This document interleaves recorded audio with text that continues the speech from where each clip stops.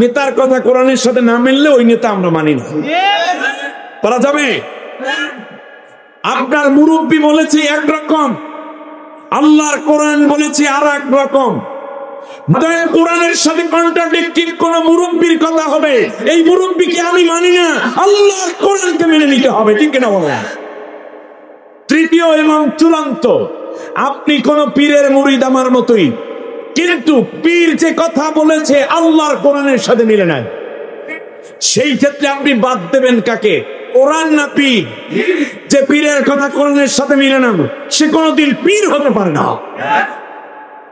অতএব প্রয়োজনে কোরআনের সাথে অমিল হলে আমি পীর বাদ দেব, কোরআনের সাথে অমিল হলে মুরব্বি বাদ হবে, কোরআনের সাথে অমিল হলে আল্লাহর কোরআন মেনে আমরা নেতা নেত্রীর কথাও মিলে নেতা নেত্রীবাদ, আল্লাহর কোরআন মেনে নেব। এইরকম শক্তিশালী শ্রোতা যারা আছেন, মুসল্লি যারা আছেন, তারা তুই খাওয়া দুটো করে আল্লাহকে দেখাও।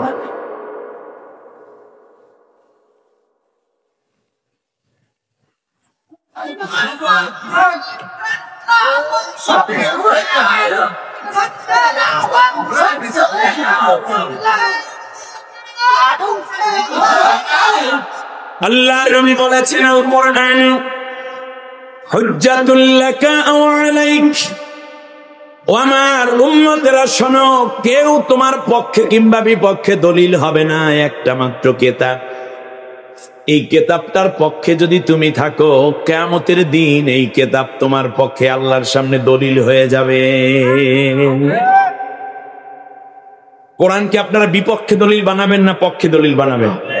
জোরে বলতে হবে, আরো জোরে বলতে হবে। আমি সবাই কোরআনের পক্ষে থাকবো, কোরআনের বিপক্ষে। একটা কোশ্চেন করি, কোরআনকে যদি আপনি পক্ষে পেতে চান পরকালে, দুনিয়ায় থাকতে হবে কোরআনের বিপক্ষে না পক্ষে? যারা দুনিয়ায় কোরআনের পক্ষে থাকবে, পরকালে কোরআন তার পক্ষে আল্লাহর সামনে সুপারিশ করবে। নবীজি এজন্য বলেছেন মা মিন শাফিঈন আফযালু মুনজিলাতান ইনদাল্লাহি ইয়াউমাল কিয়ামাতি মিনাল কোরআন লা নবী ওয়ালা মালাক ওয়ালা গায়র। কিয়ামতের ময়দানে আল্লাহর সামনে বান্দার জন্য কোরআনের মতো জোরালো সুপারিশ কিচ্ছু করতে পারবে না, কেউ করতে পারবে না, এমন কি না কোনো নবী, না কোনো ফেরেশতা, না অন্য কেউ। কারণ কোরআন যাকে সুপারিশ করবে, মান জাআলাহু আমামাহু কাদাহু ইলাল জান্নাহ, কোরআন যাকে সুপারিশ করবে তাকে জান্নাতে না নেওয়া পর্যন্ত কোরআন তাকে একা ছেড়ে চলে যাবে। আল্লাহু আকবার। সুতরাং পরকালে যদি কোরআনকে সুপারিশকারী পেতে চাই, দুনিয়ায় থাকতে হবে কোরআনের পক্ষে। আপনারা কে কে কোরআনের পক্ষে? দুইটা হাত উঁচু করে একটু দেখান।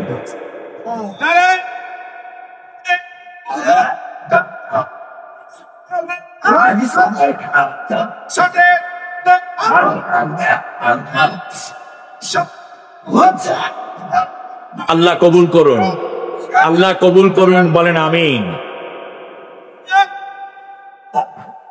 ক্লিয়ার? আমি একটা স্লোগান দিই, দেখি পারেন কিনা। কোরআন আছে যেখানে, চাপার ভাইরে আরেকটু চাপা চাপা আওয়াজ দিলে হবে না, একটু চাপাটা খুলে চাপার জোরে একটু আওয়াজ দেন, ঠিক আছে কিনা? বলেন কোরআন আছে যেখানে, কোরআন নাই সেখানে, কোরআন আছে যেই দলে, কোরআন নাই সে দলে। কথার ভেজাল আছে কোনো?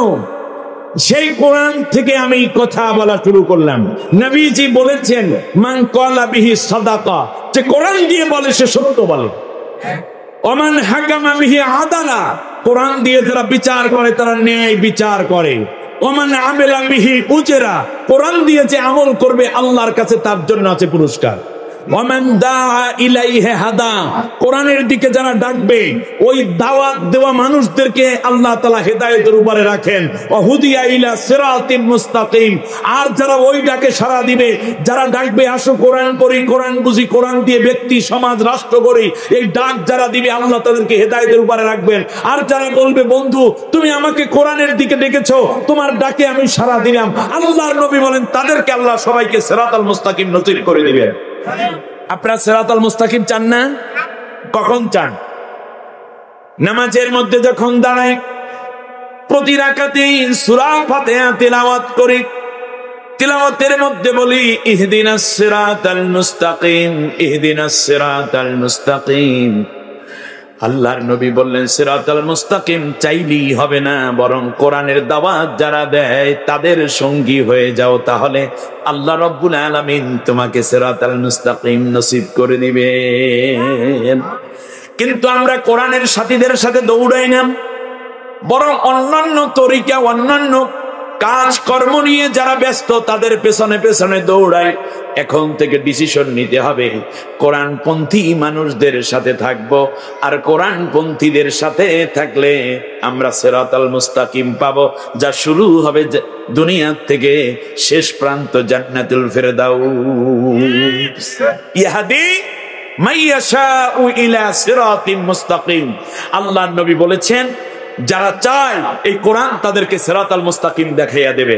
আসুন আজকে সিরাতাল মুস্তাকিম তো পুরো দেখান যাবে না, আজকে শুরু করা যাবে, বলেন ইনশাআল্লাহ। চিন্তা করলাম 12তম তাফসীরুল কোরআন মাহফিল, ঠিক না? কোরআনের মধ্যে একটি চমৎকার সূরা রয়েছে যেটার মধ্যে এই 12 শব্দটি বহুবার এসেছে। আলহামদুলিল্লাহ পড়েন। 1 নম্বর হচ্ছে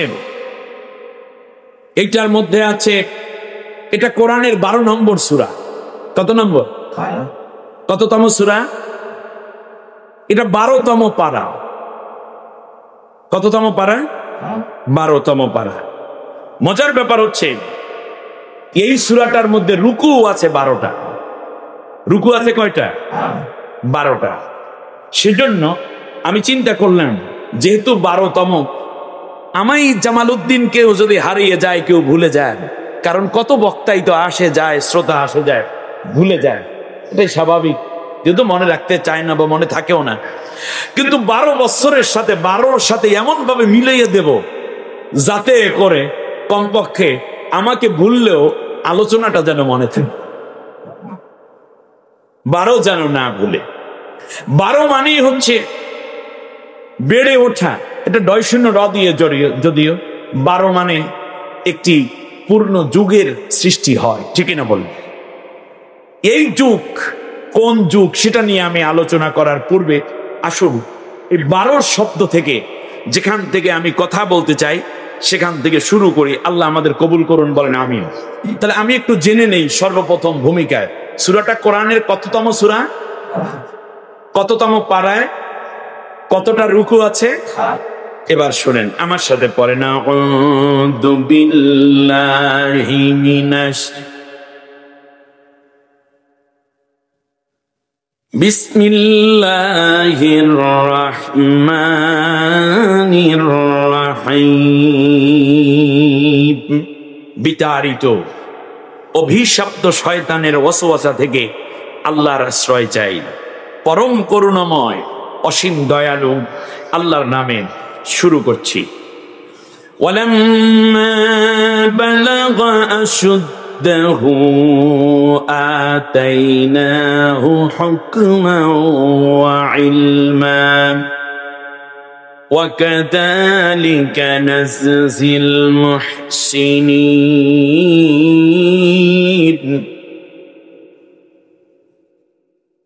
راودته التي هو في بيتها عن نفسه وغلقت الأبواب وقالت هيت لك قال معاذ الله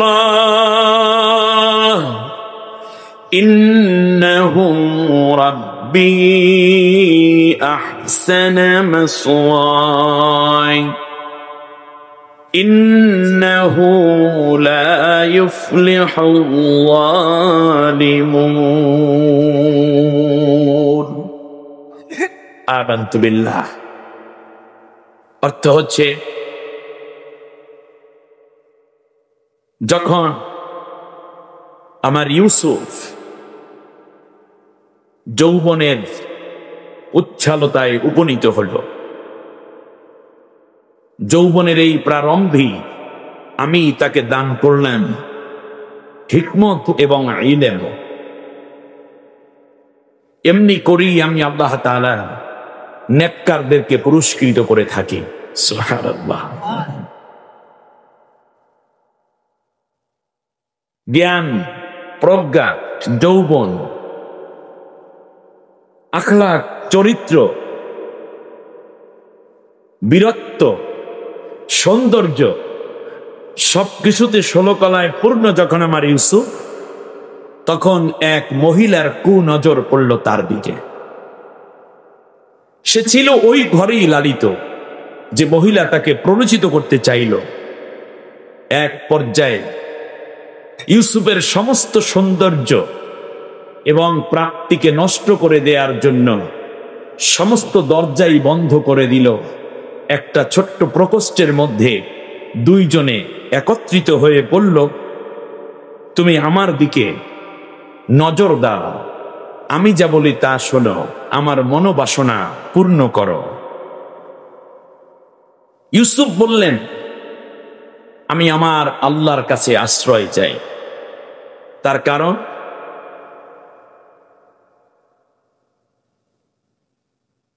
এই যে আল্লাহ তাআলার কাছেই আমার সবচেয়ে নিরাপদ আশ্রয়স্থল। তিনিই তো আমাকে মর্যাদাবান করেছেন। সর্বোপরি তোমার স্বামী আমাকে দয়া করে এই ঘরেই বড় করে এ পর্যন্ত নিয়ে এসছেন। একদিকে আমার মহান মালিক, তার ভয় আমার হৃদয়কে প্রকম্পিত করে, অপরদিকে তোমার স্বামী যিনি আমাকে আমানতদার হিসাবে এই ঘরে রেখেছেন, আমি এত বড় খেয়ানতকারী হতে পারি না। মহিলা তার ষড়যন্ত্র থামালো না। শেষ পর্যন্ত আল্লাহর বক্তব্য হলো, এমন সৌন্দর্যকে যারা নষ্ট করতে চায় সেই ধরনের জালেমরা কোনোদিন সফল কাম হতে পারে না। বারাকাল্লাহু লানা ওয়া লাকুম ফিল কোরআনিল আযীম। আল্লাহুম্মা ইগফির লানা ওয়া লিওয়ালিদাইনা ওয়া লিজামিল মুমিনিনা ওয়াল মুমিনাত ইয়াওমা ইয়াকুমুল হিসাব। সম্মানিত বন্ধুগণ, সূরার নাম সূরা ইউসুফ। কোন সূরা থেকে কথা বলছি? ইউসুফ। আগেই বলেছি রুকু আছে 12টি, মক্কায় অবতীর্ণ এই সূরা। আয়াত আছে 111টি, 12তম পারা, 12তম সূরা। এই জায়গা থেকে 111টি আয়াত আছে। কতটি? 111টি। 111কে যদি আমরা বাংলায় স্মার্টলি বলি তাহলে বলতে হয় 1-11। 1-11 ট্রিপল ওয়ান না বলে, বর্তমান কিন্তু খুব স্মার্ট একটা কাউন্টিং সিস্টেম আছে, সেটা হচ্ছে 1-11। যদি এটাকে আমরা ইংলিশে বলি তাহলে বলা হবে 1-11। বলেন তো দেখি এই শব্দগুলোর সাথে আপনারা পরিচিত কিনা? মঈনুদ্দিন ফখরুদ্দিনের সময় বাংলাদেশে যে অঘটন ঘটেছিল সেটার নাম কি?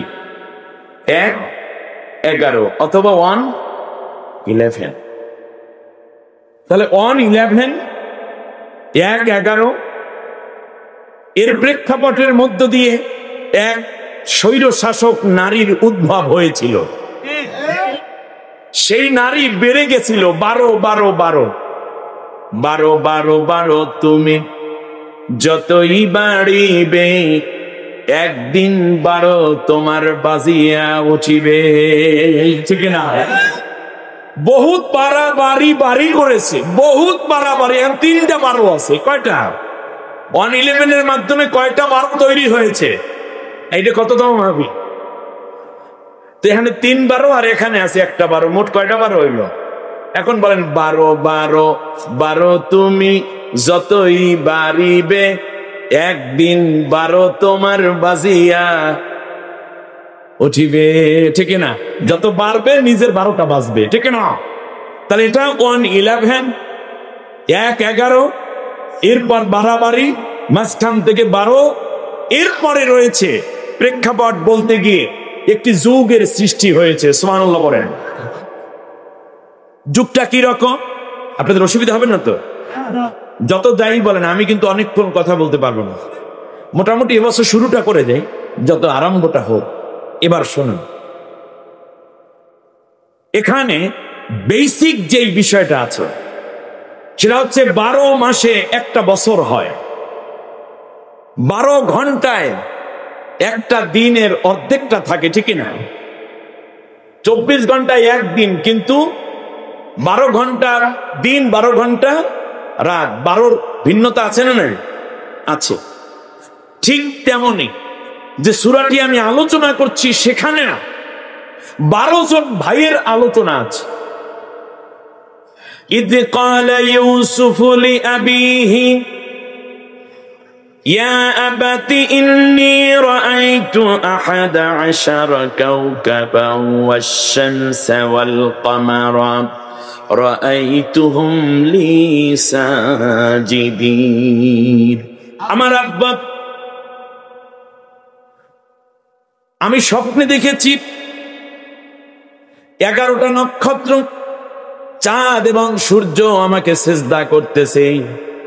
কতটা নক্ষত্র? এই 11 জন হইল তার ভাই, আর নিজে একজন। সব মিলে ইয়াকুব আলাইহিস সালামের সন্তান কতজন হয়? 12 জন। রাত যখন 12টা বাজে তখন AM শুরু হয়ে যায়। আবার যখন দিনের বেলায় 12টা বাজে তখন PM শুরু হয়ে যায়। 12 ঘন্টা পর পর মানুষের মনোবৃত্তি চেঞ্জ হয়। আমার বন্ধুগণ, এই জন্য 12 শব্দটা বড়ই গুরুত্বপূর্ণ। 12 বছরে একটা যুগ তৈরি হয়ে যায়। আল্লাহ রাব্বুল আলামিন বলেন, এই যুগটাকে আমি 3টা ভাগে ভাগ করে দেই। এই যুগটাকে আমি আল্লাহ রাব্বুল আলামিন 3 ভাবে মূল্যায়ন করি। মনে রাখবা, ওই মূল্যায়নগুলোকে আল্লাহ কোরআনের ভাষায় বলেছেন ইয়াকিন। কি বলেছেন? আরো জোরে বলতে হবে। কি? 1 নম্বরে হলো হাক্কুল ইয়াকিন। চাঁপাইনবাবগঞ্জের ভাইয়েরা কান খাড়া করে শুনুন, আল্লাহর কোরআনের তাফসীর শোনার জন্য এই অঞ্চলের মানুষের চেয়ে বেশি আগ্রহী মানুষ আমি পাই নাই। কিন্তু জালেমরা কোরআনের মাহফিল গুলো পর্যন্ত বন্ধ করে দিয়ে এই দেশ ছেড়ে শেষ পর্যন্ত পালাইয়া দাদার দেশে বাড়ি জমাইছে, ঠিক না? কোরআনকে যারা বন্ধ করতে চায় তারা নিজেরাই ধ্বংস হয়ে যাবে। কোরআনকে যারা স্তব্ধ করতে চায় আল্লাহ তাদের জবান শেষ করে দেন। এটাই কুদরত। অতএব কোরআনের আওয়াজ যারা বড় করবে আল্লাহ তাদেরকে উঁচু করে দেবে। আল্লাহ রাব্বুল আলামিন কি চমৎকার করে বললেন। 1 নম্বর হলো যুগের মধ্যে আপনি 12টা বছর যদি আপনি ধরেন একটা যুগ, তাহলে 3 যুগ মিলে 3টা অধ্যায় তৈরি থাকে। সুবহানাল্লাহ।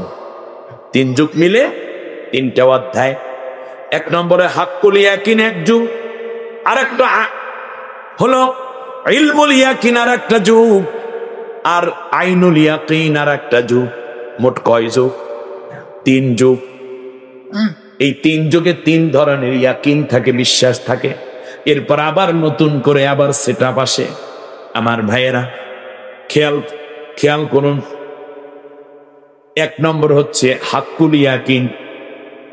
আজ থেকে 36 বছর আগে, কত বছর? জ্ঞান বিজ্ঞানের এত উৎকর্ষ সাধিত হয়নি। 36 বছর আগে হুজুরেরা ওয়াজ করতো আর মানুষেরা চোখের পানি ছেড়ে কাঁদতো। আরে কবরের আযাব কেমনে সহ্য করব, জাহান্নামের আগুন কেমনে সহ্য করবো, আল্লাহ তুমি মাফ কইরা দাও। সেই সময় হুজুরেরাও আসতেন সাধারণ ভাবে, কথাও বলতেন সাধারণ ভাবে, মানুষগুলোর চিন্তাও ছিল সাধারণ। ওই মানুষগুলোর ভেতরে এত বেশি তাসির হতো। ওই কথাগুলো যদি পরের 12 বছরে বলতো তাহলে মানুষেরা কিন্তু বিশ্বাস করতো না। কয় হুজুরেরা কত কিছুই তো কয়। অতএব হুজুরেরা বলে মরার পরে এই হবে সেই হবে। চাঁদের দেশে মানুষ যাইতে পারে নাই, অথচ আমরা চাঁদের দেশে গেছি।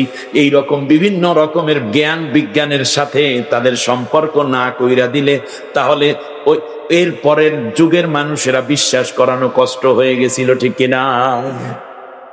হাক্কুল ইয়াকিন। ও বলছে, হুজুরে বলছে না, সব ঠিক আছে। পরের যুগটায় এসে তারা শুধুমাত্র বলছে, এতে হবে না, বরং তারা জ্ঞান দিয়ে সেটাকে প্রমাণ করতে চায়। হ্যাঁ, পরকাল আছে, কারণ নিউটনও বলছেন যে প্রত্যেক ক্রিয়ার একটি সমান ও বিপরীত প্রতিক্রিয়া আছে। অতএব দুনিয়ায় কেউ অন্যায় করবে, পরকালে তার শাস্তি তো পাওয়াই উচিত, ঠিক না? এরপরে মানুষের এই যে কেরামান কাতিবিনে ইয়ালামুনা মা তাফালুন, 36 বছর আগে ওয়াজ করতে, হ্যাঁ ফেরেশতারা আছে, লিখিত রাখতেছে। এখন ওনারা চিন্তা করলে এটা কিভাবে এটা সম্ভব? পরবর্তী দেখলো যে হ্যাঁ, লেখা তো রাখাই যায়, এখন তো বলাই লাগে না, মুখে মোবাইল এভাবে পাশে আনে বললেই অলরেডি লেখা হয়ে যায়। কথা বুঝতেছেন কিনা? এই যে জ্ঞান বিজ্ঞানের একটা উৎকর্ষ সাধিত হলো, এখন জ্ঞান দিয়ে তারা বুঝছে, এটা হলো ইলমুল ইয়াকিন। কিন্তু ইলমুল ইয়াকিনের পরে জেন জি গ্রুপ যারা আসলো, এরা বলল জ্ঞানের মধ্যেই সীমাবদ্ধ থাকবে না, জ্ঞানের পরেও আমাদেরকে চোখে দেখতে হবে। এটাকে বলে আইনুল ইয়াকিন। এটাকে কি বলো? আইনুল ইয়াকিন, চোখে দেখতে হবে। যেমন একটা উদাহরণ দেই, অনেকগুলো উদাহরণ তো মাথার ভিতরে, সব বলা যাবে না, আমি একটা দুইটা বললে জীবন্ত উদাহরণ সেটা বুঝবেন। আপনারা বলেন 2024 সাল আগস্ট মাসের 5 তারিখ, এর আগে জুলাই থেকে যে আন্দোলন শুরু হয়েছে, এখানে যারা আন্দোলন করেছে তাদেরকে বলা হয় জেনজি, মানে এই যুগের স্মার্ট সন্তান যারা, তারা। আচ্ছা, এই জেনজিদের বয়স কতর মধ্যে হবে বলেন তো দেখি? 25-এর বেশি হবে?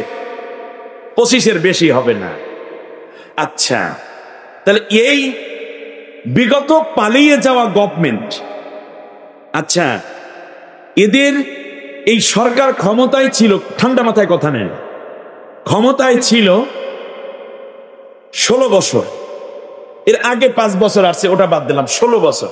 এই 16 বছর আগে যেই বাচ্চাটা স্কুলে, প্রাইমারিতে, কিন্ডারগার্টেনে, মক্তবে, মাদ্রাসায়, নুরানিতে কিংবা ইংলিশ মিডিয়ামে যখন ভর্তি হইতে গেল, তখন তার বয়স কত বছর? 6 বছর বা 5 বছর। আর এই গভর্নমেন্ট ক্ষমতায় থাকলো কত বছর? 16 বছর। 16-র সাথে ওই 5 যোগ করেন, কারণ 5 বছরে তো ভর্তি হয়েছে এই গভর্নমেন্টের প্রথম আগমনের সময়, তো 16-র সাথে 5 যোগ করলে কত হয়? 21 বছর।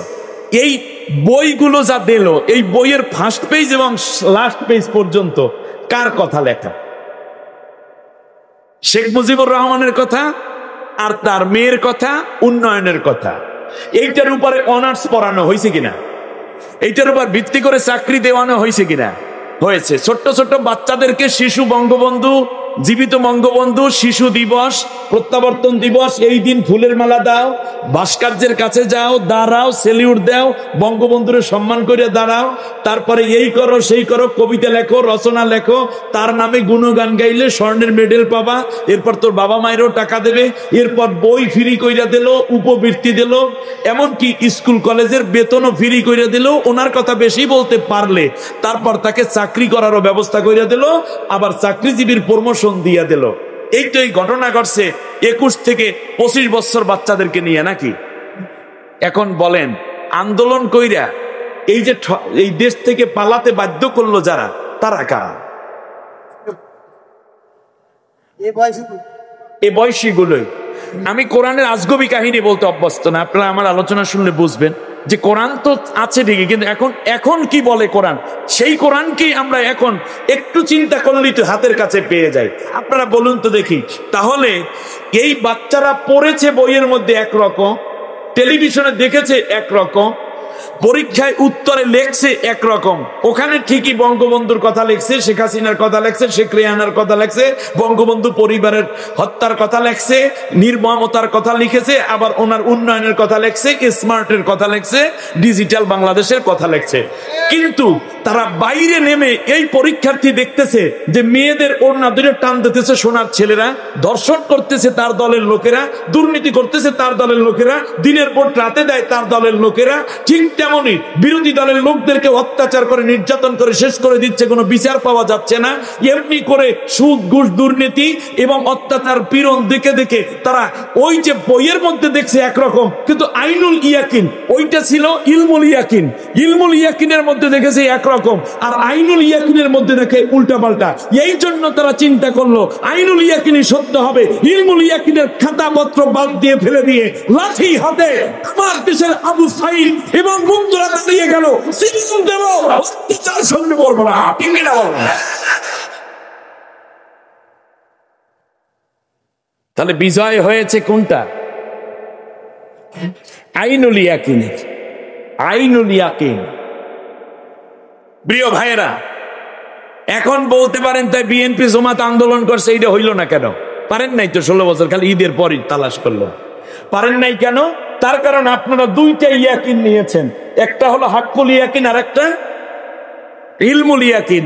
আর এই যুগ, ওই 12 বছর পর যখন এই যুগের চেঞ্জ হয়, এই যুগের চেঞ্জে এসে এরা পইরা গেছে আইনুল ইয়াকিনের চেঞ্জের মধ্যে। ওরা বলে যে ওই বইয়ের পাতা মুখস্থ করে আমাদেরকে আটকাইতে পারবে না, আমরা চোখে যেটা দেখি সেইটাই বিশ্বাস করব। যখন এই চোখের কথা বিশ্বাস করা শুরু করলো, তখন এই হাসনাতরা এগিয়ে আসলো, সার্জিসরা এগিয়ে আসলো, নারী পুরুষ সমানে চলে আসলো।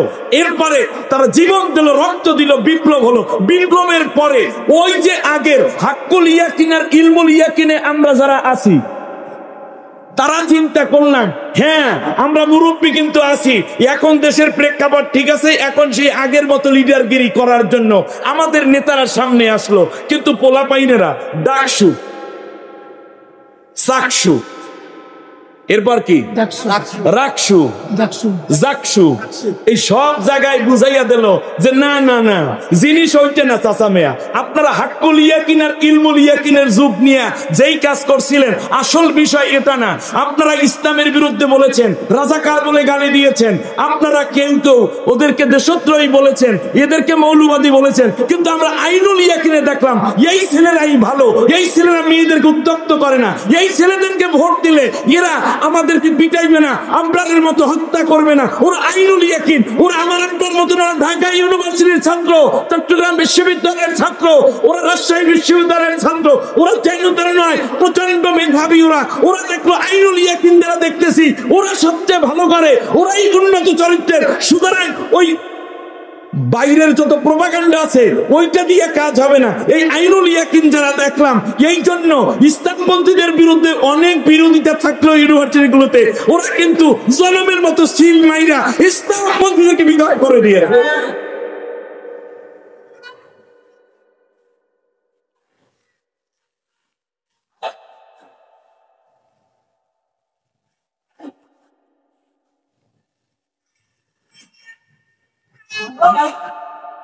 এটা হয়েছে কোন ইয়াকিনের কারণে? আইনুল ইয়াকিন। আইনুল ইয়াকিন মানে কি? চোখ দিয়ে দেখা। অতএব আমি খুব বিনয়ের সাথে দৃষ্টি আকর্ষণ করি, যে যেই দলই করেন না কেন, চাপাবাজি কইরা এই প্রজন্মকে আর আটকানো যাবে না। তাহলে শেখ হাসিনার চেয়ে বড় আটকানের লোক কেউ ছিল না। কি চাও সব দেব, না হয় পিটাইয়া শেষ করে দেব। ওরা পিটান খাইতেও রাজি ছিল, ওরা সব পাইতেও রাজি ছিল। কিন্তু আইনুল ইয়াকিন যখন উল্টে গেল, তারপর আমরা আইনুল ইয়াকিনকে প্রতিষ্ঠা করব। অতএব এখনো যারা সেই পচা ট্যাবলেট নিয়ে বসে আছেন, এরা মৌলবাদের উত্থান হবে, ইসলাম ফোবিয়া, এই সেই হাবিজাবি কথা বলে যারা চিন্তা করতেছেন, নতুন প্রজন্ম এটা শুনতে চায় না। নতুন প্রজন্ম চিন্তা করেছে যদি ইসলাম আসে তাহলেই আমাদের নিরাপত্তা পাবে। অতএব ওদের কাছে ট্যাবলেট বিক্রি করা যাবে না, ওরা যথেষ্ট সচেতন। আগামীর দিন, আগামীর দেশ আল্লাহর কোরআনের দেশ, মুসলমানের দেশ, ইসলামের দেশ, এই কথার বিরুদ্ধে যারা যাবে তাদের ট্যাবলেট কেউ কিনবে না, বরং আল্লাহর কোরআন এবং ইসলাম নিয়ে বাকি বাংলাদেশ গঠিত হবে। কি পিসাবের মন খারাপ হইল, নেতার মন খারাপ হইল? আপনি খারাপ না, আপনি জনমের মতো আমারে বদদোয়া দেন আর আমাকে আপনি তাড়াইয়া দেন, কিচ্ছু হবে না। তার কারণে আপনি তাড়াইতে গেলে আরো বাঁচবে, তখন ওই আইনুল ইয়াকিনের গোষ্ঠী কিন্তু আবার বেতাল করবে। কারণ আমার চোখের সামনে যারা বসে আছে এরা বেশিরভাগ আইনুল ইয়াকিন। কারণ ইলমুল ইয়াকিন দিয়া, হাক্কুল ইয়াকিন দিয়ে শেখ হাসিনা কম বোঝায় নাই, শেষ পর্যন্ত বুঝতে বুঝতে নিজে পালাইয়া চলে গেছে। এখন জাতি দেখতে চায় পরবর্তী আসতেছে আলফা জেনারেশন। আলফা জেনারেশন শুধুমাত্র চোখ দিয়ে দেখে শেষ হবে না। আমি আল্লাহর কোরআনের যতটুকু দেখার সুযোগ আমাকে আল্লাহ দিয়েছেন, পরবর্তীতে ওরা চোখে দেখার সাথে সাথে ওই জিনিসটা ধরতে চাইবে। যখনই জিনিসটা ধরতে চাইবে আল্লাহর কথা, তখন ওরা হাত দিয়ে স্পর্শ করে দেখতে চাইবে, হ্যাঁ দেখি আসলেই এটা সত্য কিনা। বিশ্বাস করে চোখ দিয়ে দেখছে আছে, তারপরে আবার ধরতে চাইবে, চোখ দিয়ে দেখবে এখানে চশমা আছে, তারপরে আবার দেখি তো চশমাটা কেমন, দেখি তো। ওই হাত দিয়ে যখন ধরবে তখনই ওদের ভেতরে আল্লাহর নূর চলে আসবে। ওরা এখনো কোরআন আয়াত দেখে চোখের মাধ্যমে, হাদিস দেখে চোখের মাধ্যমে, ধরে নাই। অনেকেই এখনো কোরআন ধরে নাই। এই ইউনিভার্সিটিগুলোতে, মাদ্রাসাগুলোতে, কলেজগুলোতে, মেডিকেলগুলোতে, বুয়েটগুলোতে যখন সরাসরি কোরআন ধরে ধরে তালিম শুরু হয়ে যাবে, তখন কোরআনের সাথে টাচ হয়ে যাবে, কোরআনের আলোয় নূরে ওদের ঈমান আরো তাজ্জল্যিতে ভরে উঠবে। ইসলাম ছাড়াই নবরের প্রজন্ম কিছুই বুঝতে চাইবে না। আর সেই সময় আবির্ভাব হবে ইমাম মাহদী আলাইহিস সালামের। আল্লাহ আমাদেরকে হক বুঝে দেয়ার তৌফিক দান করুন। তাহলে বোঝা যায় এখানে 12 আছে কয়টা? একটা হলো 12 নম্বর সূরা, 12 নম্বর পারা, 12টা রুকু। এরপরে আছে 12 ভাই। সুবহানাল্লাহ পড়েন আমার ভাইয়েরা। এবছর তাফসীর মাহফিল কততম? 5 12 কত হয়? 60 হয়। আমার বেশি লাগবে না। আজকে যদি 60 জন মানুষও হেদায়েত পেয়ে যায়, কিয়ামতের দিন আমি এবং আমরা সবাই নাজাত পেয়ে যাব। হযরত ইউসুফ আলাইহিস সালামের কাহিনী বলার জন্য আমি এখানে বসি নাই। ভালো করে দুইটা কথা বুঝে নেন। ইউসুফ আলাইহিস সালাম আস্তে আস্তে বয়সে বড় হলেন। ভাইরা তো ফেলে দিল কূপের মধ্যে হত্যা করার জন্য, ঠিক না? এই ঘটনা আমি বলার জন্য না, জাস্ট একটু মনে করিয়ে দিচ্ছি। এক পর্যায়ে মালিক মিসর তারে পেয়ে গেলেন কূপের মধ্যে। হযরত ইউসুফ আলাইহিস সালাম কূপের মধ্যে ভাইরা যখন ফেলে দেয়, একদিকে এক ভাই এসে ইউসুফ পয়গম্বর কি মাথার মধ্যে নিয়েছিল, বাবার সামনে ঘাড়ের মধ্যে দেখায়, ইউসুফকে আমি বড় ভালোবাসি আব্বা, কোনো অসুবিধা নেই, আমার সাথে দিয়ে দেন। কিন্তু বাবার চোখের আড়াল হলে ঘাড়ের উপর থেকে জমিনে আছাড় মারল। ইউসুফ পয়গম্বরের কোমরের হাতটা ভেঙে গেল। খোঁড়াইয়া খোঁড়াইয়া ইউসুফ আলাইহিস সালাম আর এক ভাইয়ের কাছে গিয়ে বলে, ভাই দেখেন উনি আমারে কত মার দেয়, কেন আমাকে এইরকম মারল? ওই ভাই জোরে গালের মধ্যে একটা ঘুষি মারে। ইউসুফ পয়গম্বরের গালের গোস্ত ফেটে রক্ত পড়ে, আর বলে, যেই চন্দ্র সূর্য তোমাকে পূজা করে তার কাছে গিয়ে বলো আমাদের কাছে কোনো নালিশ করতে পারবে না। এক এক ভাই অত্যাচার করে। এক ভাই প্রস্তাব দিল, উকতুলু ইউসুফা, ইউসুফকে চিরতরে হত্যা করে ফেলো, গলার মধ্যে ছুরি দিয়ে জবে করে ফেলো। আর এক ভাই বলল, আউইতরাহু আরদা ইয়াখলু লাকুম আবু মিন আবি ওয়াজহিকুম। আরে আর এক ভাই ডাক দিয়ে বলে, এত কিছু দরকার নাই, সরাসরি হত্যা করবে এটা মানায় না, বরং একটা কাজ করো, সেটা হচ্ছে এই যে আউইতরাহু আরদা ইয়াখলু লাকুম ওয়াজহু আবিকুম ওয়া তাকুনু মিন বা'দিহি কওমান সালিহিন। একটা গর্ত করো, হাত পা বেঁধে ইউসুফকে গর্তের মধ্যে চাপা দাও, গর্তের মধ্যে ফেলে উপর দিয়া মাটি চাপা দাও। এই ভাইও কি ইউসুফকে জীবিত রাখতে চায় নাকি মাইরা ফলাইতে চায়? জবা দিলেও ইউসুফ মারা যাবে। হাত পা বেঁধে যদি গর্তের মধ্যে ফেলে দেয়, উপরে মাটি চাপা দেয়, ইউসুফ কি বাঁচবে? দুই ভাইয়ের উদ্দেশ্য কি? মেরে ফেলা। আর এক ভাই বলল, লা তাকতুলু ইউসুফা, ইউসুফকে হত্যা করবা না তোমরা। وألقه في غيابة الجب يلتقطه السيارة إن كنتم فاعلين يلتقطه بعد السيارة إن كنتم فاعلين। যদি কিছু করতে চাও ইউসুফকে মারতে পারবা না, বরং হাত পা বেঁধে ইউসুফকে কূপের মধ্যে ফালাইয়া দাও। কূপের মধ্যে ফালাইলেও ইউসুফ বাঁচবে নাকি মারা যাবে? ভাইরা আমার, ইউসুফের ব্যাপারে মৃত্যু, ইউসুফকে হত্যা করতে হবে, এই ব্যাপারে সবাই একমত হয়ে গেছে। উদ্দেশ্য মেরে ফেলা, ধরন ভিন্ন। এবার খেয়াল করুন, ইউসুফ পয়গম্বরকে কূপের মধ্যে যখন ফেলে দিচ্ছে, ছোট্ট ইউসুফ আলাইহিস সালাম কূপের কিনারটা শক্ত করে ধরলো। এমন সময় এক ভাই এসে একটা পাথর হাতে ইউসুফ পয়গম্বরের কচি কচি আঙ্গুলের উপরে জোরে জোরে পাথর দিয়ে আঘাত করতেছে। তারে আঘাতের কারণে ইউসুফ যখন কূপের কিনারটা ছেড়ে কূপের মধ্যে পড়ে যায়, আঙ্গুল থেতলে যাচ্ছে, হাড়টা ভেঙে যাচ্ছে, কিন্তু ইউসুফ চিৎকার করে বলে, ভাইরা রে, আমি যদি কোনো অপরাধ করে থাকি আমারে মাফ করে দাও, আমাকে কূপের মধ্যে ফেলো না। আমি যদি মরে যাই আব্বা কিন্তু ঘরে থাকতে পারবে না, কারণ আব্বা আমাকে দারুণ ভালোবাসে।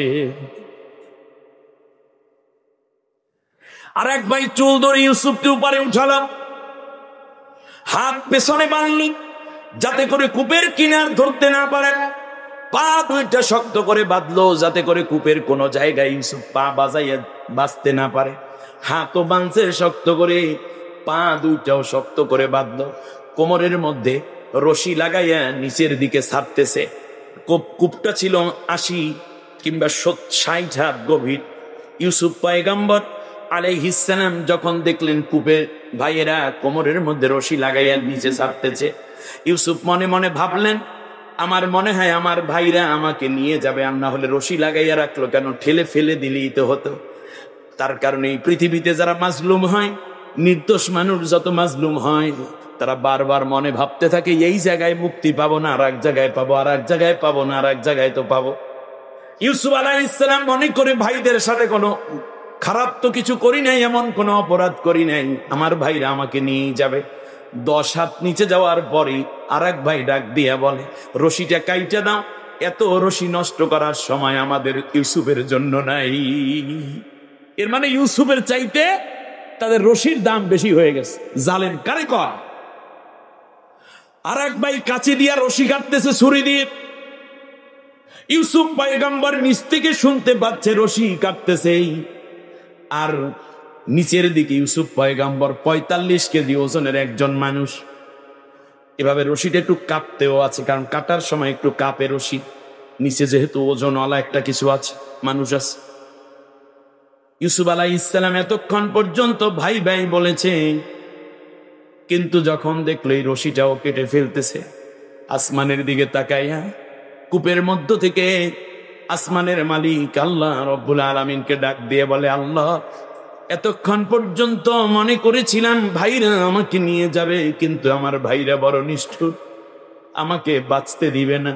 আল্লাহ, তুমি ছাড়া এই পৃথিবীতে আমাকে বাঁচানোর মতো আর কেউ নাই। মালিক, তুমি আমাকে বাঁচাও, তুমি ছাড়া আর কোনো রক্ষাকর্তা নাই। ছোট্ট ইউসুফ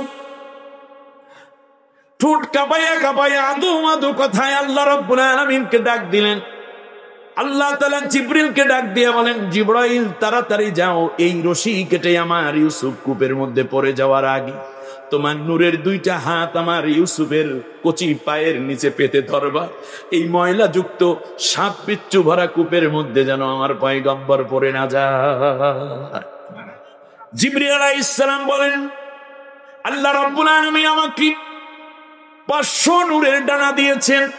2টা ডানায় যদি আমি ভর করি, মাশরিক থেকে মাগরিব পর্যন্ত চোখের পলকে চলে যাই। আল্লাহর অর্ডার পেয়ে আমি 500 ডানায় একসাথে স্টার্ট করলাম। ওরা রশি কাটার বহু আগে ইউসুফের পায়ের নিচে আমার নূরের 2টা হাত পেতে ধরলাম। আমার ভাইরা, এখান থেকে একটা কোড নিয়ে যান, শত্রুতার জন্য বলি না, তোমরা তো সর্বহারা এমনি হয়ে গেছে। এরপরেও বলে যাই, যতক্ষণ পর্যন্ত রশি বান্দা ছিল ততক্ষণ পর্যন্ত ইউসুফ ভাই ভাই করেছে, ঠিক কিনা বলেন? যেই দিন রশি কাইটা ফেলাইছে সেই দিন ইউসুফ কিন্তু আর ভাই কইয়া ডাক দেয় না, কারে ডাকে? অতএব যেই দিন তোমরা রশি কাইটা ফেলাইছো, যেই দিন ফাঁসির রশি দিয়া জীবনটারে কাইটা ফেলাইছো, সেই দিন থেকে তোমরা আসলে আমাদের আর ভাইরাও নাই। কত ভালো হইতো যদি লোকগুলোকে হত্যা করা না হতো, কমপক্ষে কিছুটা সমঝোতার একটা জায়গা থাকে।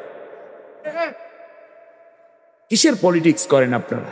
জীবন নিয়ে পলিটিক্স চল। যেই দিন রশি কেটেছ সেই দিন থেকে ভাইয়ের জায়গা দূর করে দিয়েছ। এই ইউসুফ পয়গম্বরকে পেয়ে গেলেন মালিক মিশর, তার থেকে কিনে নিলেন সমান ওজনের স্বর্ণ দিয়ে আজিজ মিশর। আমার কথা বুঝে আসছে? থাকতেছেন ইউসুফ আলাইহিস সালাম আজিজ মিশরের ঘরে। খুব ভালো করে কথা নিবেন। ইউসুফ পয়গম্বর আলাইহিস সালামের ব্যাপারে আল্লাহ নবী সাল্লাল্লাহু আলাইহি ওয়াসাল্লাম বলেন, হুয়া কারিম ইবনে কারিম ইবনে কারিম ইবনে কারিম। সুবহানাল্লাহ বলেন। তিনি সম্মানিত, সম্মানিতের পিতা, সম্মানিতের নাতি, সম্মানিত প্রপিতা। এর অর্থ হচ্ছে ইউসুফ আলাইহিস সালাম আল্লাহর নবী, বাবার নাম ইয়াকুব আলাইহিস সালাম, তিনি একজন নবী, দাদার নাম ইসাক আলাইহিস সালাম, তিনি একজন নবী, তালুর নাম মানে প্রপিতার নাম হলো জাতির পিতা ইব্রাহিম আলাইহিস সালাম, তিনি আল্লাহর খলিল। কোন নবীর সিলসিলায় এত মর্যাদা আসে নাই যেটা আল্লাহ নবী বলেছেন, যেটা ইউসুফের ব্যাপারে আছে। আল্লাহ নবী বলেছেন, আমি মেরাজের রাতে পঞ্চম আসমানে গিয়ে আমার ভাই ইউসুফের সাথে দেখা হয়ে গেল। সুবহানাল্লাহ। আমার দিকে ইউসুফ দৌড়ে আসছে, আমার পাশে জিবরাইল। আমি জিজ্ঞেস করলাম, জিবরাইল কে দৌড়চ্ছে আমার দিকে? বলে চিনেন না? বলে আমি কোনোদিন আসছি নাকি এখানে, চিনবো কেমনে? বলে ইনি হচ্ছেন ইউসুফ আলাইহিস সালাম, ইউসুফ ইবনে ইসাক, ইউসুফ ইবনে ইয়াকুব ইবনে ইসাক ইবনে ইব্রাহিম। আল্লাহ নবী মুসাফা করলেন, মুআনাকা করলেন। পৃথিবীতে এসে ইউসুফ আলাইহিস সালামের শুধু চেহারার বর্ণনা দিচ্ছেন নবী, বলতেছেন যে তামাম পৃথিবীর যত সৌন্দর্য আছে সব সৌন্দর্যকে যদি এক জায়গায় করে সমান 4টা ভাগ করা হয়, তাহলে 4 ভাগের 1 ভাগ শুধু ইউসুফের চেহারার মধ্যে আল্লাহ দিয়ে রেখেছে। সুবহানাল্লাহ পড়বেন না? আমার বন্ধুগণ, এই হলো সেই ইউসুফ। সেই ইউসুফ আজকে যৌবন বয়সে উপনীত হয়েছেন। সুবহানাল্লাহ। আল্লাহ রাব্বুল আলামিন বলেন, যৌবনে উপনীত হওয়ার সাথে সাথে আমি আল্লাহ তাকে 2টা জিনিস দিলাম, হুকমা ওয়া ইলমা। হুকমা ওয়া ইলমা আমি অনুবাদ করার সময় কিন্তু এটার কোনো ব্যাখ্যা করি নাই, আমি হুকুম এবং ইলম বলে গেছি। হুকুম শব্দের অর্থ হচ্ছে রাষ্ট্র পরিচালনার জ্ঞান। হুকুম অর্থ কি? রাষ্ট্র পরিচালনার জ্ঞান। আর জীবন পরিচালনার জন্য যে জ্ঞান দরকার সেইটাকে বলে ইলমা, সেটাকে বলে ইলেম। সেটাকে কি বলো না, আরো জোরে বলতে হবে, সেটার নাম কি? ইলেম। এই জন্য জীবন চালাতে হলে আপনি দেখবেন একজন কৃষক লেখাপড়া কিচ্ছু জানে না, একেবারে টিপ দস্তগাত ছাড়া কোনো জ্ঞান নাই তার, কিন্তু সে দেখবেন হাল চাষ করে, ফসল ফলায়, এমনকি লক্ষ লক্ষ টাকার মালিকও হয়। এটা কি রাষ্ট্র পরিচালনার জন্য না জীবন পরিচালনার জন্য? ইয়েস। ব্যক্তির সাথে ইলেমের সম্পর্ক। এই জন্য আল্লাহ তাআলা দোয়া শিখাচ্ছেন, রব্বি জিদনি। জিদনি না জিদনা? জিদনি মানে কয়জন? একজন। এখানে আলেম আছেন না? জিদনি মানে কি? একজন। জিদনি আমার জ্ঞান।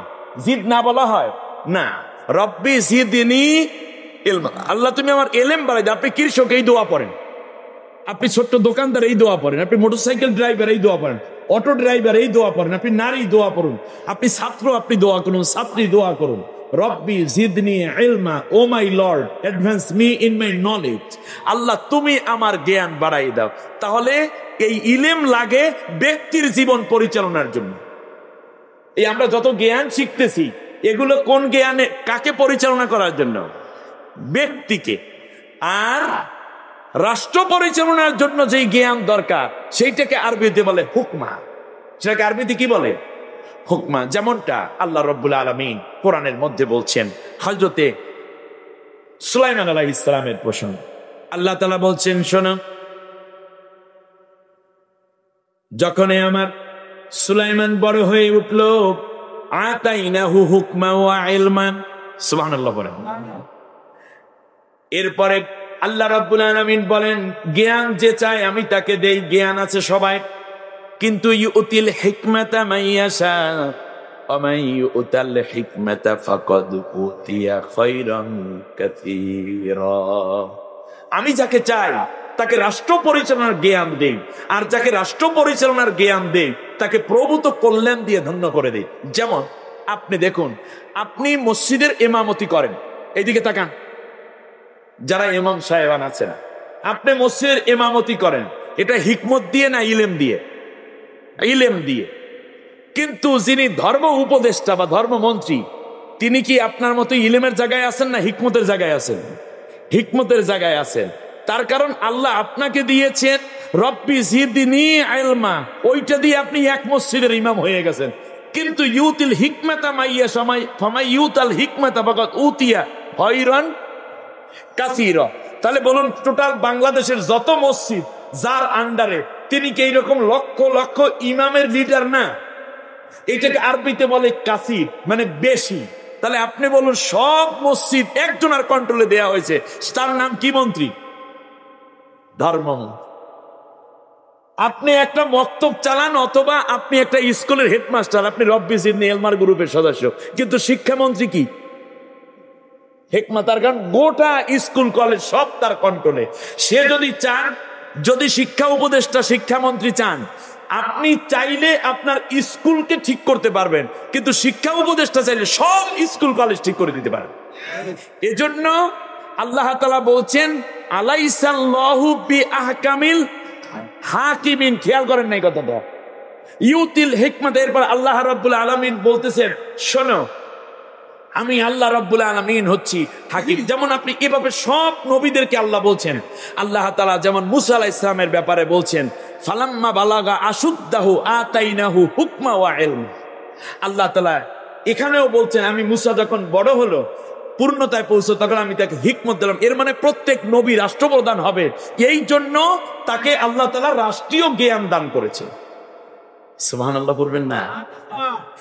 আমার ভাইয়েরা খেয়াল করুন, ইউসুফ আলাইহিস সালামকে শুধু আল্লাহ ইলম দিয়েছেন নাকি হিকমত দিয়েছেন?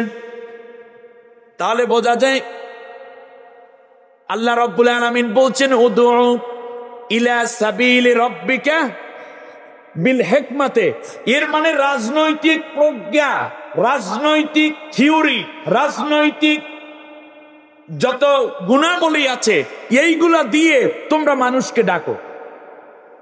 এজন্য কোরআনের এক নাম হচ্ছে হাকিম, অল কোরআনিল হাকিম, মানে এখানে রাজনৈতিক জ্ঞান আছে। আর আল্লাহ রাব্বুল আলামিন হচ্ছেন রাজাধিরাজ, ঠিক কিনা বলেন? সব রাজাদের বড় রাজা কে? আল্লাহ রাব্বুল আলামিন। এই জন্য আল্লাহ রাব্বুল আলামিন বললেন যে, শোনো, আপা হুকমাল জাহিলিয়াতি ইয়াবগুন, তারা কি আমি আল্লাহর আইন ও কানুন জাহেলদের কাছে চায় নাকি? রাষ্ট্র পরিচালনার জ্ঞান কি তারা জাহেলদের কাছে চায়? ওমান আহসানু মিনাল্লাহি হুকমান লিকাওমি ইউকিনুন। আমি আল্লাহর চাইতে বড় রাজকীয় জ্ঞানের যোগ্যতার কার বেশি হতে পারে?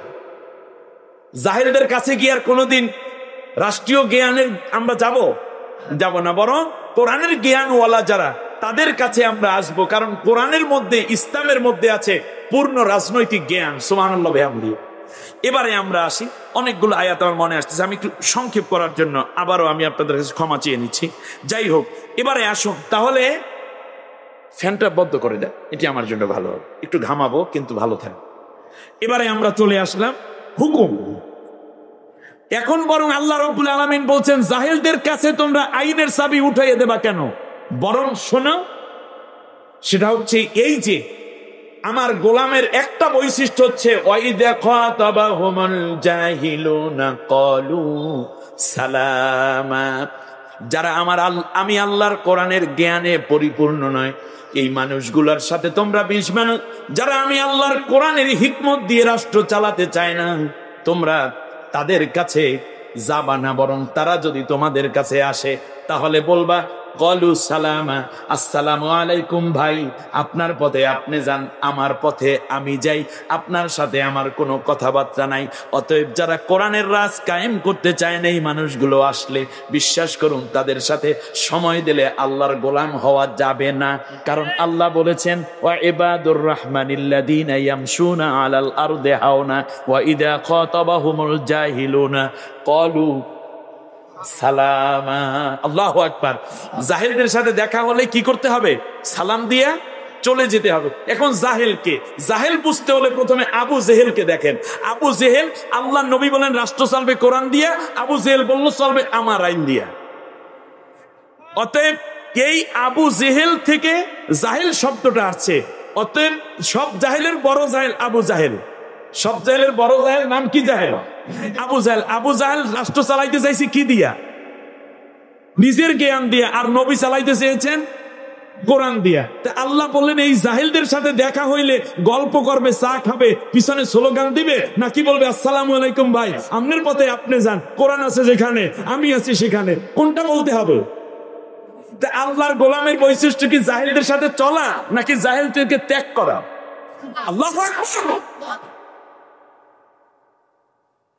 আল্লাহ রাব্বুল আলামিন বলেন, শোনা, আমার পথে ডাকতে হবে, তাও রাজনৈতিক জ্ঞান দিয়ে। কিন্তু আমরা মনে করেছি মানে কৌশল দিয়ে, ভুল অর্থ। হিকমা শব্দের অর্থই হলো রাজনৈতিক জ্ঞান, আর ইলমের শব্দের অর্থ জীবন পরিচালনার জ্ঞান। কথা বুঝে আসছে? বাস, এবারে আপনি আসেন, একটা গল্প বলছি তাহলে বুঝবেন। এক দেশের এক রাজা, উনি হঠাৎ করে মন চাইল দেশের সবচেয়ে শ্রেষ্ঠ ঘোড়া কিনবে। তিনি দেশে ঘোড়া পালে না মানুষেরা, উনি চাইলেন সবচেয়ে সেরা ঘোড়াটা কিনবে। তো সেরা ঘোড়া কেনার জন্য লোক লস্কর লাগাই দিল, লাগাই দিয়ে ঘোড়া একটা কিনছে, লম্বা চওড়া, দেখতে শুনতে, কালার, স্বাস্থ্য, হ্যাঁ সব ঠিক আছে। ঘোড়া এনে শ্রেষ্ঠ ঘোড়াটাই কিনছে অনেক টাকা দিয়ে। কিন্তু এইটা যে শ্রেষ্ঠ ঘোড়া, এইটা প্রমাণ করবে কেমন? এটা একটা ব্যাপার নয় কি?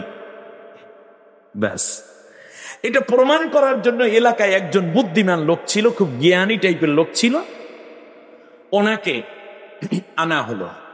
উনি খুব গবেষণা চিন্তা ভাবনা করে এই জিনিসগুলো বের করতে পারে।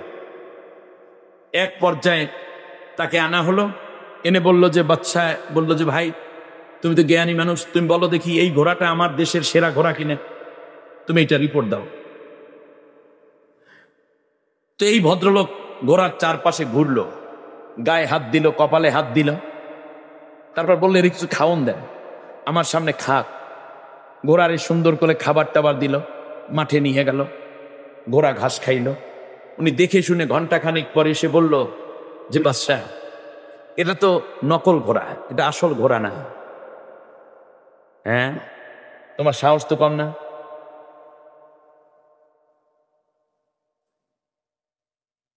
এত দাম দিয়ে ঘোড়া কিনা তুমি আসল ঘোড়া না বলতেছ? বললো যে, হ্যাঁ বাদশা, আমি বলছি এটা আসল ঘোড়া নয়। তাই ঘোড়ার মালিককে ডাকেন। ঘোড়ার মালিক আসলো, বলল যে, এই আমার বুদ্ধিজীবী এই ব্যক্তি বলতেছে এটা আসল ঘোড়াই না। বললো যে, উনি কি দিয়ে বলছে তা জানি না, এটা তো ঘোড়ার বাচ্চা, ঘোড়া দেখলেও তো বোঝা যায়। এখন বাদশা জিজ্ঞেস করলে, এই বুদ্ধিমান, তুমি বলো এটা যে ঘোড়ার বাচ্চা না, আসল ঘোড়া না, তুমি বুঝলা কেমনে? বলছে যে, বাদশা এটা ঘোড়ার পেট থেকে জন্ম নিছে, কিন্তু সে গরুর দুধ খাইছে। দুধ খাইছে কার? কথা বোঝে না দোষ। জন্ম নেছে ঘোড়ার পেটে, দুধ খাইছে কার? গরু। ঘোড়ার মালিকের কান খাড়া হয়ে গেছে, চোখ লাল হয়ে যাচ্ছে, ওই বুঝলো কেমন? ঘোড়ার মালিককে বাদশা জিজ্ঞেস করতেছে, কি ব্যাপার, ঘটনা সত্য? বললো, হ্যাঁ, ও জন্মের পরেই ওর ইটা মারা গেছে, মাটা মারা গেছে। তারপর ওই সময় আমার গরু ছিল খোয়ারে আরো 2টা, এবার গরুর দুধ খাওয়াই খাওয়াই বড় করছে। এখন বুদ্ধিমানকে জিজ্ঞেস করতেছে, বিচক্ষণ ব্যক্তি, বলো তুমি এটা বুঝলা কেমনি? বাদশা, ও বাদশা, গোড়ায় মুখ নিচু করে ঘাস মুখে নেয়, কিন্তু উঁচু করে তারপর চাবায়। ঘোড়া কোনোদিন মুখ নিচু করে ঘাস খায় না, কামড়াইয়া মুখ নিচু করে কামড় দেয় ঘাসে, টান দিয়ে ছিঁড়ে উঠাইয়া তারপর মুখ উঁচু করে তারপর চাবায়। কিন্তু আপনার ঘোড়া দেখতে শুনতে যতই নাদুস নুদুস হোক না কেন, সে ওই কামড়ায়ও নিচের দিকে, খায়ও নিচের দিকে তাকাইয়া। অতএব এটা ঘোড়ার বৈশিষ্ট্যের মধ্যে পড়ে না, এটা হাফ ঘোড়া। এটা কি ঘোড়া? এটা অর্ধেক ঘোড়া। বাদশার খুব কিউরিসিটি জাগলো, যে এই বেটা এত কিছু বুঝে, তা আমার ব্যাপারে একটা মন্তব্য নিয়ে নি। বলে যে আচ্ছা ঘোড়াওয়ালা বলো সব ঠিক আছে, ইনখা বাদশা সব ঠিক আছে, আমার টাকা দাও, তোমার ঘোড়া তো ঘোড়াই না, এটা গরু ঘোড়া। বেশ ভালো। এবার বাদশা তারে সুন্দর করে নিয়ে এয়ার কন্ডিশন রুমের মধ্যে বসাইয়া খাওন দাওন দিয়ে কিছু উপঢৌকন দিয়ে বলল, আচ্ছা তুমি বলো তো দেখি আমি আসলে কেমন রাজা। আমার জন্ম, আমার অ্যাক্টিভিটি, আমার পারফরমেন্স, রাষ্ট্রের ব্যাপারে আমার কার্যক্রম, এইগুলা মিলাইয়া তুমি বলো তো দেখি আমার ব্যাপারে তোমার মন্তব্য কি হতে পারে। বলল যে বাদশাহ, আপনার ব্যাপারে আমি মন্তব্য করলে আপনি আমার মাইরে ফেলাইবেন, আমার ভার থাকবে না, দেহ থেকে মাথা আলাদা হয়ে যাবে। বললো যে না তুমি বলো। বললো যে না আপনি স্থির থাকতেই পারেন না, আপনি বেরিয়ে ফেলবেন। শেষ পর্যন্ত বাদশাহ বলল যে ঠিক আছে তাহলে আমার মন্ত্রীদেরকে ডেকে নিয়ে আস, আর তোমার সামনে নিরস্ত্র দাঁড়াবো। মন্ত্রীদেরকে সাক্ষী রাইখা বলল, হ্যাঁ আমি ওনার কোনোই ক্ষতি আমি করবো না, উনি যাই মন্তব্য করুক না কেন। বললো তো ওনাদেরকে সরাইয়ে দেন। মন্ত্রীরা সবাই দরজার বাইরে চলে গেছে, ভিতর দিয়ে দরজা লাগাই দিয়ে বলল, বাদশাহ আপনি রাষ্ট্র চালাবেন তো দূরের কথা, উন্নতি করবেন তো দূরের কথা, আপনি নিজেই তো 2 নম্বর, তার কারণ আপনি তো জারজ। বাদশার মাথা ঠিক আছে? হ্যাঁ, তলোয়ারটা গেলে কই? কইলাম না বাদশা আপনি আমারে শেষ করবেন। না, তোমাকে আমি মারবো না, আমি যে জারজ সেটা প্রমাণের জন্য আমার মাকে দরকার। যান আপনার মাকে গিয়ে জিজ্ঞেস করেন। মায়ের সামনে চোখ লাল করে জিজ্ঞেস করলো, মা সত্যি কথা বলতেই হবে? বলে বাবা তুই শান্ত হ, তুই আমারও তো বাদশা, আমারও সরকার প্রধান, তুই, আমি তোর প্রজা। মা হলেও কি আমি রাষ্ট্রের প্রজা, সিটিজেন। তোমার বাবা ছিল নং পুরুষ, সন্তান দেয়ার মতো যোগ্যতা তার ছিল না। এক পর্যায়ে তোমার বাবার রাখা এক যুবক ছেলে যে রাখাল ছিল, তার সাথে আমার দৈহিক সম্পর্ক হয়ে যায়, ফলে তুমি জন্মগ্রহণ করো। তোমার বাবাই খবর জানতো না, তোমার বাবা মরার পরে তুমি সরকার প্রধান হয়েছে, তুমি রাজা হয়ে গেছে। দৌড়ে চলে আসছে, এসে এই বিজ্ঞ লোককে জিজ্ঞেস করছে, এই ঘটনা যা বলছে এটা সত্য, কিন্তু তুমি কেমনে বুঝলা আমি যে জারজ? ইন্টারেস্টিং একটা ব্যাপার না? আমার হাত পা চোখ রক্ত জিন অরিজিন কিছুই তুমি দেখলা, শুধু চোখে দেখলা, তাতেই বলে দিলা আমি জারজ। এটা কেমন কথা? কিভাবে তুমি বুঝলা?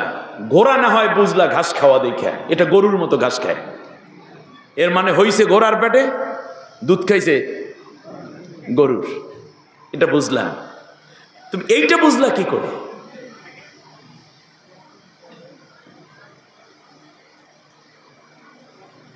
সাথে সাথে বিজ্ঞ মানুষ কিভাবে বুঝছে তার জবাব দিয়েছে, কিন্তু আজকে এই জবাবটা আমি শোনাবো না আপনাদেরকে। আমাদের দেশে অনেকে রাষ্ট্র চালাইয়া গেছে, আসলে তাদের আসল জিনিসই ঠিক নেই। এমন এক থিওরি দিয়ে যাব, চাপাইবাসী মনে রাখতে হবে যে 2 নম্বরই জিনিসে যে আমাদেরকে কিভাবে নষ্ট করতেছে।